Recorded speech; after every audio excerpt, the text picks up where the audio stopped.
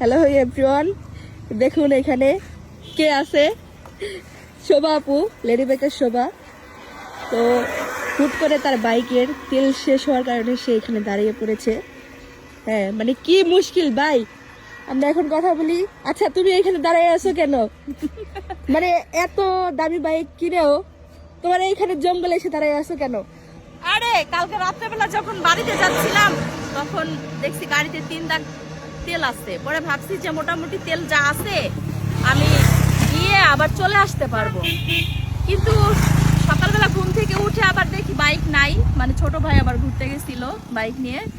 এখন বাড়ি থেকে এই যে রেস্টুরেন্টের উদ্দেশ্যে যাইতেছি, এখন অর্ধেক পথে ধাক্কা, মানে বাড়ি দিতে দিতে দিতে দিতে হঠাৎ করে বন্ধ হয়ে গেছে। এখন ট্যাঙ্কি খুলে দেখি তেল নাই। তাহলে এবার কি করবা? এবার ধাক্কা মেরে এবার নিয়ে যাও বাইক। ধাক্কা মারার শক্তি নাই। ধরো এটা যদি ছোট কোনো বাইক হইতো তাইলে ওরা আমি ধাক্কা মাইরে নিয়ে যাইতাম বা আশেপাশে থেকে তেল আনার ব্যবস্থা করতাম, কিন্তু তুমি কি মনে করছো এত বড় বাইক আমি ধাক্কা মেরে নিব? এই বলো দামি না। ফোন করেছি, তেল আসতেছে। বড় লোকস ভাই, বড় লোকস। বোঝা নাই? টাকা না থাকতে পারে তো কি হয়েছে, রাস্তার মধ্যে বিপদে থাকতে পারি তো কি হয়েছে। আমার একটা বেস্ট ফ্রেন্ড আছে, ওরে কল দিছি। এখন ওর কাছেও বাইক নাই, বলছি কোন এক গ্যারেজ থেকে নিয়ে আসতে আর পাম্পের থেকে তেল নিয়ে আসতে। সো বলছে খালি ওয়েট করো, আসতেছি।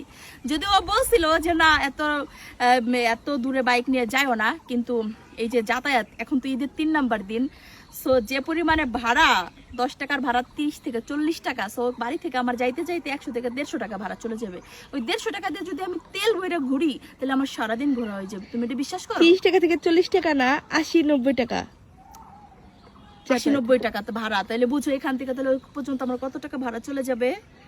ভাই দেখছেন ভাই, আপনারা দেখেন ভাই কত কিপটা হইলে মানে অন্যকে ভাড়া না দিলেও সে বাইকে ঘুরবে। অন্যকে ভাড়া না দেওয়ার কি, আমি চাঁদ রাতে বাড়িতে গেছি তখন তো বাইক নিছিলাম না।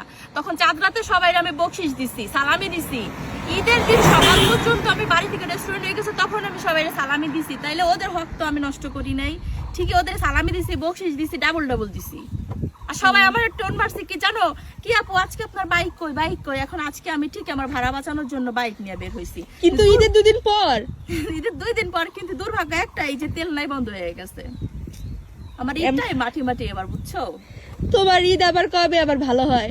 প্রতিবারই তো তোমার ঈদ গুলো প্রতিবারই আবার কিছু না কিছু একটা হয়। আল্লাহ মাহবুব জানে কেন। অবশ্যই ঈদের পরে ভালো যায়, আশা করি ভালো যাবে, বুঝছো?